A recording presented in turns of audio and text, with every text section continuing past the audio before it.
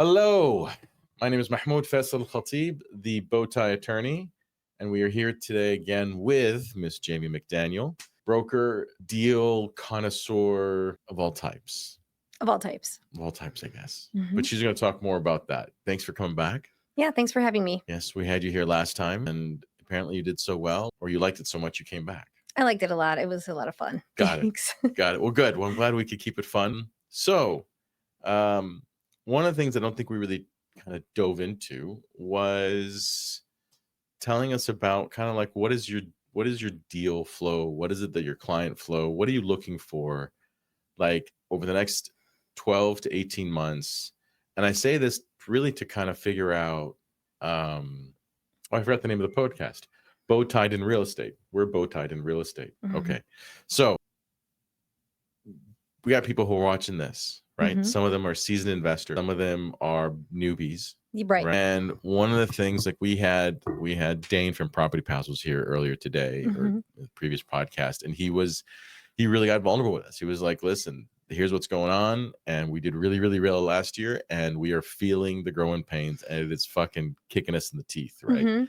And I love the fact that he was able to talk about what he was experiencing, what that looks like, because Mhm. you get on these, mystery type of gurus, we'll call them mystery. You Mhm. can figure out who we're talking about. But they get on stage and they talk about all this money that they're making, and they talk about all these big things, and they have these flashy cars. And yeah, there's money to be made. However, there's a growing pain process that goes with that. Yeah. So, I figured let's have that combo. It's Because you've gone through a perfect. lot in life. I have, and I've gone through a lot in the last 2 years. Yes. When I started this business. I've been a real estate broker for longer, of course, but How long? We don't collectively for a long time. Got it. But most recently for 5, almost 6 years now. And working exclusively with investors for 2, working in the wholesale off-market space for 2, working full-time with no other income source for a year and a half now. And it's been a lot of learning. I actually had a really interesting conversation yesterday with Cam Oliveira's team. They were just, we were just shooting the shit, talking about just different types of like, what about this and what's this and how's that and what's this, and it's like you really just don't know what you don't know. So when people ask me like, well, what do you think you need for this and what do you think you need for that, it's like if I knew, I wouldn't be like in the situation that I'm in right now. And I say that to say there's no substitute for the process.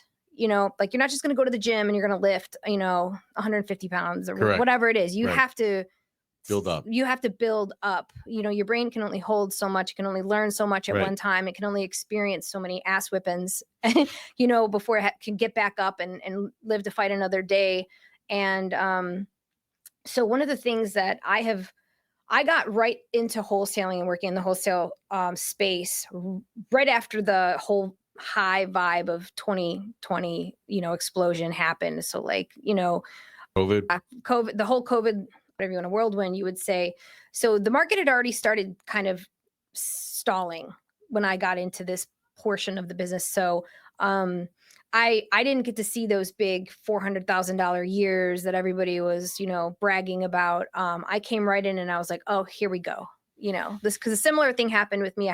With my daughter, I had her at a very young age. And by the time she got into like kindergarten and I got back into like working real estate more and more, 2006, 2007, 2008. Right. It was like, dun, dun, dun. But I had been in it for 5 years at that point. So I really felt like I had built up some momentum and I was like, I kind of know what I'm doing. And then this all happened and I was like, oh man. So I just knew that people survived. Like pulling the emergency brake in the fucking highway. Yeah, and people survived it. And some people made a lot of money at that time. They did. They made a killing. And I just know that this is what I want to do. This is what I've kind of had this in my mind this whole time. I'm gonna find a way to navigate through these waters, and right. I have. And I don't want to. When money's made, when blood's in the streets. Wow. Yeah. So I have just been learning little by little with every deal that comes through. I learned something. Every conversation that I have with somebody, I learned something. So there's a lot to learn in this business, which I really enjoy. And it's chaotic. It's intense. The art of the deal. I love every aspect of it. So it helps. I don't even want to say it helps. It The book, The Art of the Deal, or the concept of The Art of the Deal? The concept, the art of the deal. Got it. Just making sure we're clear. Yeah. Both are welcome here. I just love everything about what I do. I'll just put it that way. So now that I've been doing this on my own, a woman in this market, it's not the easiest for you. And to come back into this market after being out of the market for such a long period of time was not easy to do either. And I've just been What was the hard part about that? well, when you're a mom and you're a stay-at-home mom and you're working within the family structure, it's an entirely different dynamic. Like you're just living you're living in a different world, I would just say. So to have to still live in that world, but now live in the world where you have to make money and you have to create you're not just keeping a job, you're running a business. Okay. Right. I am marketing, I am accounting, I am everything to this business. And just when you think you have one thing figured out, the universe comes around and be like, hey, now there's this. So it's like I said, there's no substitute for the process. It's like Right, continuous evolution of knowledge and wisdom and building the foundation and scaling the company. So You're building everything from scratch. I'm building everything from scratch. With no help, no support. I mean, like just the experience of conversation and doing deals. So my first year, we lost every deal we locked up. Really? Yeah, and in the wholesale space. Why do you think that was? Learning. I mean, simple things like water bills, zoning changes 2 days before closing throws the whole deal off. What doesn't get funded. So just little things like that. I mean, they're not little. Obviously, they're big things, but when you're doing this by yourself and you don't have a mentor or anybody to bounce ideas off or anybody to say, make sure this, and this, you're gonna have error. So or a good attorney to help weather through it. Or a great attorney to help weather through it. Exactly. So although I've had that situation where you get to closing and the buyer never looked at the zoning certificate and then found out that it wasn't a 4 unit, it was a 3+1, and they killed the deal at the table, fully funded, ready to go. Yeah. Wow. That sucked. Yeah, that sucked. So you know what I'm talking about. You've lived that. So yeah, and then just really being able to learn and understand like who's the tire kickers out here, who are the scam artists, who are the shit talkers, who's the clicks, and just learning about all of that. In Chicago, we're the cults. In Chicago, there's a lot of that. There's a lot of scamming. There's a lot of fraud. There's a lot of things that you have to learn about. And unfortunately, it's the only way to learn is to be in the middle of it or have wind of it somehow. Or a good network where you can say, hey, have you heard of this person? Do you know who this guy is? Exactly. Lady is, do you know what she can do? I had that conversation today. I called one of my fellow colleagues. I said, hey, I got a call from this guy today. Sent me a assignment of contract. And that's not what we agreed upon. We agreed upon a joint venture agreement. And when I called him out on it, he said, well, that's how we do business. I said, I don't mind how you do business, but you didn't tell me that that's how we were doing business. So I wasn't expecting that this was what we were doing. And now I'm taken back. Well, why are you taken back? I said, because it's not what I expected. It's not what we agreed upon. Now, maybe I didn't hear you right. Maybe I missed something. I'm like a taken on maybe it was me. But either way, I'm going to need to and absorb this. So I did. I went and then I just happened to reach out to one of my other colleagues. I said, hey, have you ever heard of this so-and-so, blah, blah, blah, from such and such? Oh, yeah. And then I got the whole skinny on it, which I'm glad that I had that conversation with this person because now I was like, guess what? He's hustling you. Well, he's hustling himself because I'm the one that's got the contract. He wants my contract. He's not getting it. You know but he what wants I mean? to get you. My point was he was trying to hustle you out of the contract. He's trying to hustle me out of the contract. Exactly. And you can always kind of tell who those people are because they'll immediately try to touch on something that's going to make you feel some kind of way. You know what I mean? No. They want you to feel shame or they want you to feel incompetent. God. Why would you feel? Why does this throw you off? Exactly. Why does it throw you off? Have you never done this before? Do you not know what you're doing? If anyone wants to learn a little bit about energetics, that's like the very simplest way to identify when someone's trying to do something a little, they're going to try to make you feel some kind of way, right? Somebody who's really trying to get you to do the right thing or to do something that's going to be productive is going to take a step back. They're going to take a deep breath. They're going to be like, okay, how can I help you understand this? Or maybe, he didn't take any responsibility for the way the conversation went. It was just, this is what's happening and this is how it's going to go. And in reality, it's not. It's going to go how we decide or I'm walking away kind of thing. So yeah, so it's going to happen. And in the past, because I didn't have the experience to be able to discern, I would have been like, oh my God, what do I do? But my intuition said, just ask, ask so and so what he, and sure enough, he knew. Just following my intuition. Because he's seen that before from this guy. From that particular person. Yep. So yeah, so it's been a lot of learning, and there's no substitute for the process. I think you just have to kind of go through it. You have to learn it. And so let's dissect that a little bit. Yeah. Because I think it'd be great for people who are watching this to know what exactly you experienced in that sense, right? In that moment. So just so I get the deal right, you have a contract on a property to acquire it. Yeah, right. You're going to go into business with someone as a joint venture where the both of you would buy it together. Well, technically, what we were going to do was we were going to shop it off market together for an end buyer. So he was going to pitch it to his groups and your networks together, so that way you would sell it. So the contract, you would make your assignment fee. Exactly. 10, 15, 20 grand, whatever it is. This one was 30. So 30 grand assignment fee. Yeah. So then you would do it that way, where together you would sell it. And then he turns around and goes, hey, by the way, I'm going to send you an assignment, a contract, as opposed to a joint venture agreement, which says that you would sell it together and split the fee. Yeah. He goes, assign the whole thing to me. Correct. Wow. We didn't even have that conversation until I got the contract. So there was like he could have easily done that, said, hey, you know what? Let's do an assignment, a contract. We'll always sign it to both of us. That would have been one way of doing it. Now, I would never do it that way because I don't like losing control of a deal, right? Because then now both of you have to sign the contract. Because if one of you doesn't agree to sell it, you're screwed. Right. But having an agreement saying, like, that was one way, but a better way would have been, like, for you, would have been, hey, why don't we just do a joint marketing agreement? We'll market it together. If it sells, I'll give you half my split. Right? But that's not what he did. Well, that would be ethical and integrity. And so, which, backtrack the scenario, we already had the conversation. We agreed on a joint venture. I sent him the joint venture agreement. He didn't sign it. He didn't acknowledge it. So you already sent him the joint venture. Oh yeah, I'm on my game. Yeah, of course. All immediately, right. I want those contracts signed. Got he already got it. Didn't sign it. Didn't acknowledge it. Okay. Asked me if he can get into the property tomorrow between this period of time and that period of time. I already worked out over there that it's signed. I said, I'm out in the field. I'll get to it when I get back around noon, blah, blah, blah. So I open it up. It says in the subject, joint venture agreement. So again, another misleading, notification, because when I open it, it very clearly says assignment of contract. And then the rest was, what it was. So I just called him out and I was like, well, what's going on? And you heard the rest of the story. Maybe he just attached the wrong file. Yeah, with everything filled out with my information, which is fine. I would be open to doing something like that, but not today. And don't ask me to go out of my way and make arrangements for you just to be sly and slick. I did when, I've left him on the hook all afternoon, which I'll talk with him later when I have some more time, because now he's not important to me anymore. Like, no. I don't. Everybody knows what we do in this business. Anybody who's doing what we're doing knows what we're doing. Totally. And you should know what you're doing. So there should be no taboo.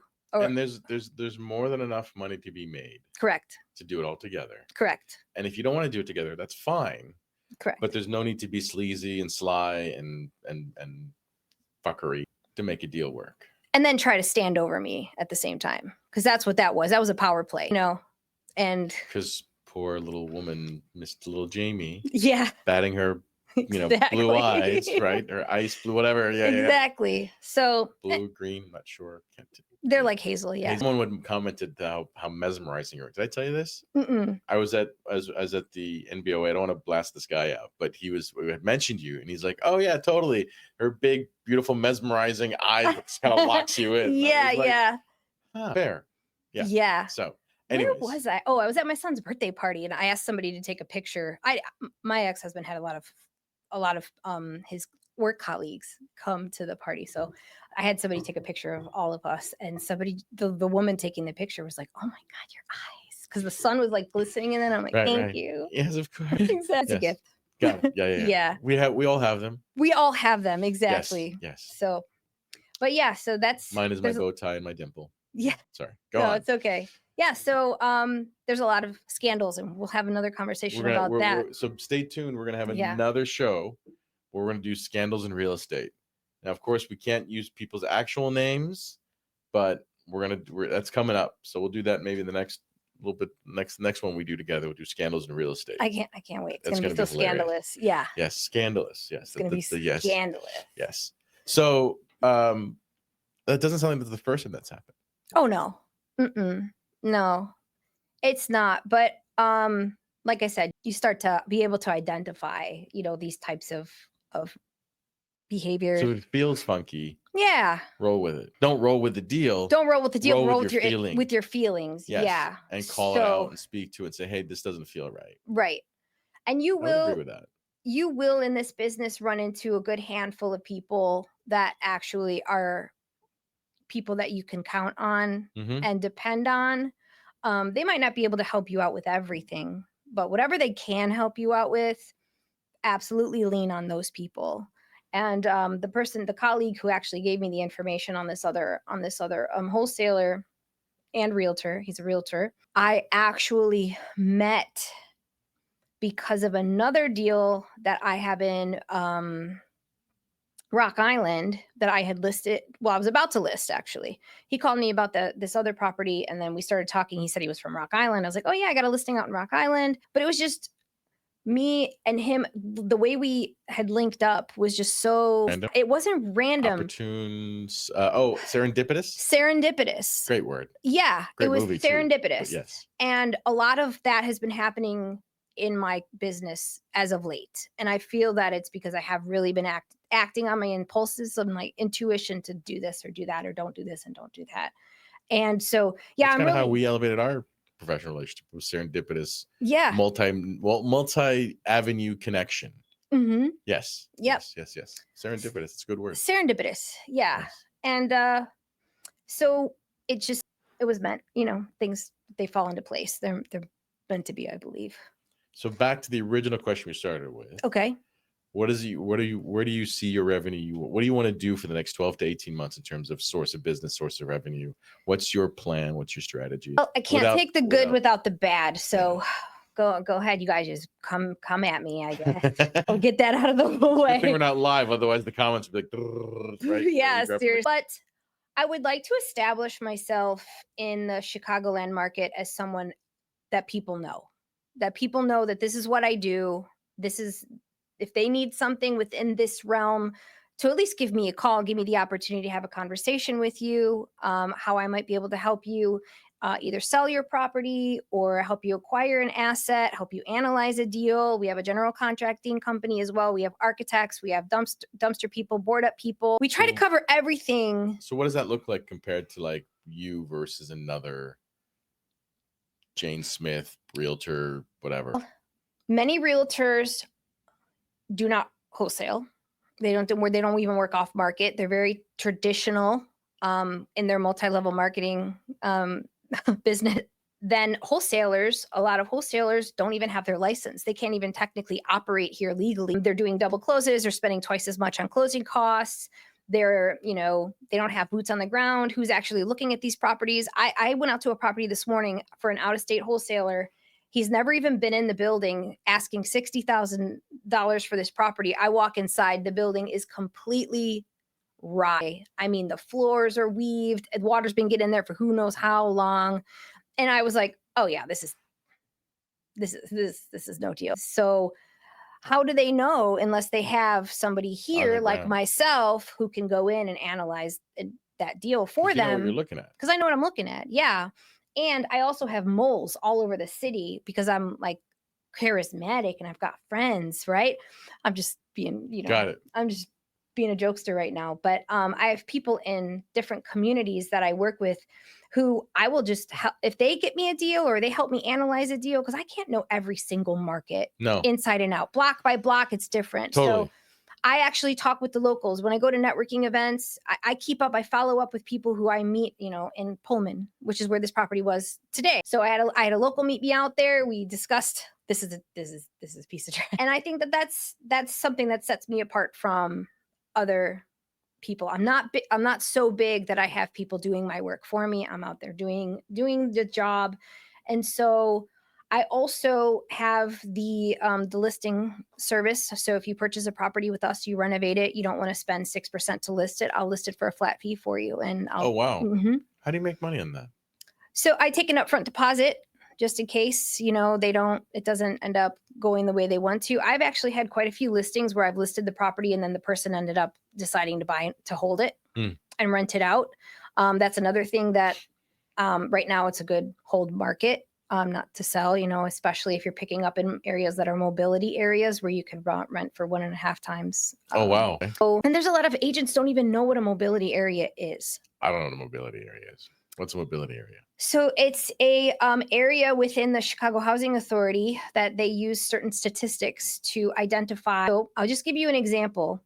Beverly, you know Okay. what Beverly is like, right? Yeah. That's teacher, cop central, fireman central, Yeah, old school Irish. Yeah. Yep. So it's an area that some might say is not Inglewood, right? Well, people to help, diversify people within the program, they will they afford you a higher rental voucher in areas like Beverly. We have right now a condo over on Walden Parkway, which is right on the tracks there in Beverly. 2-bedroom, 1 bath. You might be able to rent that out 14, 15, 16, maybe 100. It's small. $2,600 a month you can get on a voucher with the right mobility voucher. So those are things that majority of real estate How do you agents do that? just qualify. So for instance, I put the property for rent for what I was looking for a mobility voucher, got the mobility voucher, sent the packet, I think it's like an RTA or something packet like that. Fill out the paperwork, all the owner information. They have to qualify the owner first. Once the owner gets qualified, then they qualify the unit. Once the unit gets qualified, then then the tenant moves in and Wow. Mhm. But those are the types Do you of help investors do that? Yeah. Interesting. Yeah. And is that area specific or is that? So you'd have to go online and check what areas are mobility areas. If you're looking to rent Section 8, I would recommend looking into the mobility areas and shopping for properties within that space. Also, if you're like shopping for mixed unit buildings or commercial buildings, look for buildings in opportunity districts so that you can get special grants. They'll help you do it like the facade of the building. Really? Mm-hmm. Like enterprise zones, opportunity zones? Yeah, exactly. Okay. They can help put a new roof on a building. One of my other investors picked up a building. Many of you who've come to my networking event have seen the building over in Summit and that's an opportunity zone, right? So they helped do the whole facade of the building, help with the roof, windows, different things like that. It has to be structure related to keep with the integrity of. Spent it and then go back and ask for reimbursement from the grant? I believe so. Yeah. I think that's how it works. And you can help with that? I mean, you have to be the owner, but I can kind of help hold your hand. Like owner in terms of the owner occupied owner? They're going to want to just put it this way. When you go to the court, they're going to want to see you, not me. You know what I mean? They're going to want to know why yeah, exactly. You have to go in front of a panel. Like I don't forget what they call those. But that's for that was in the property in Summit. In Summit. Yeah. It's a mixed use building. It's Justice, but in Summit. Yeah. Mm-hmm. Same thing in the city of Chicago? I believe so. Yeah. You have to put together you have to fill out all the documents that they require for you to fill out, and you have to get quotes from contract. Then you just handle your business. Yes, I've got some ideas, but we have to talk more about this. Yeah. So that's fantastic. Yeah. And again, I'm no expert at anything. I'm always learning. One thing you think you figured out today, they're going to throw something at you tomorrow. So you just got to be able to bob and weave. And so in the same zones, I don't know if you know, I figured this out. In enterprise zones, you can, and you're making rehabs or you're having a property, you can apply for a sales tax exemption and save the sales tax on the materials that you're buying. So if you've got like a $65,000 or $70,000 rehab, half of that is materials, right? So $35,000, you can save $3,500 right off the top, because in the city of Chicago, it's 11% interest or 11% taxes, 11%, something like that for the sales tax. So you can get tax exemptions on your material purchases. And there are attorneys that work in the city of Chicago that specialize in opportunity zones. So they'd be able to help handhold and answer any questions that you have. Love to meet them. Yeah. Probably invite them on the show. Do you know their We names? should. I've only heard of these people. Okay. Maybe Valda knows of some. I'll reach out to her and see, because she's an attorney and What's your name? Valda. Valda what? I can't think of her last name right now. Right. I'm the worst with like names. I'm not even kidding you. You haven't plugged anybody. Like you've been talking about, but you can't plug anybody because you can't remember their names. Exactly. Thank God I'm just bow tie.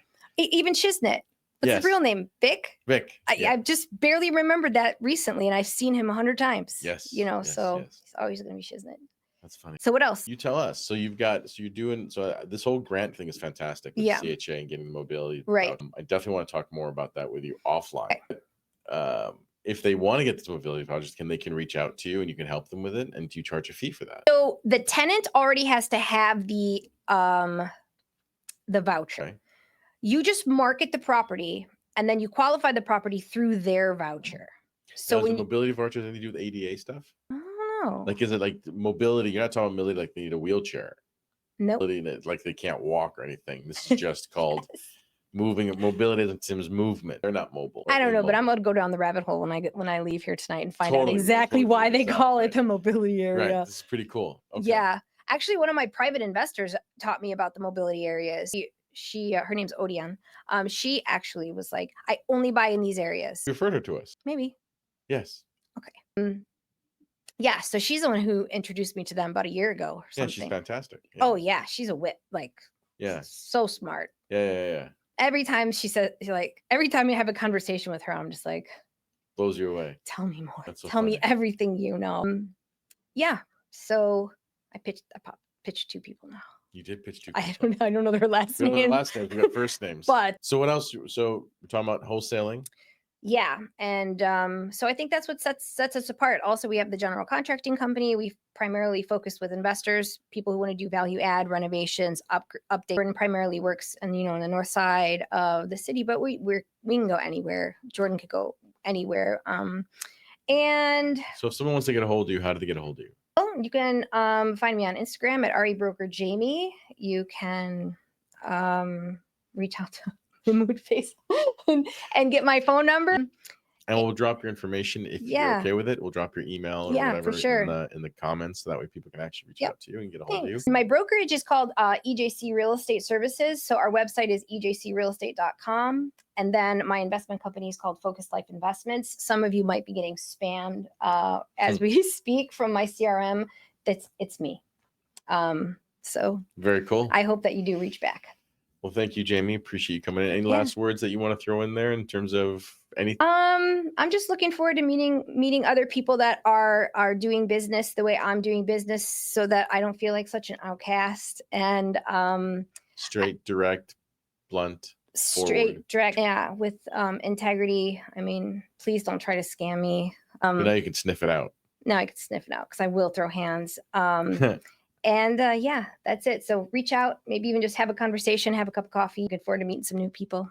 Well, you've heard it here. Mahmoud Faisal Elkhatib, bow tie attorney with Jamie McDaniel of EJC Real Estate. We're bow tied in real estate, where we untangle title and tie up your deals.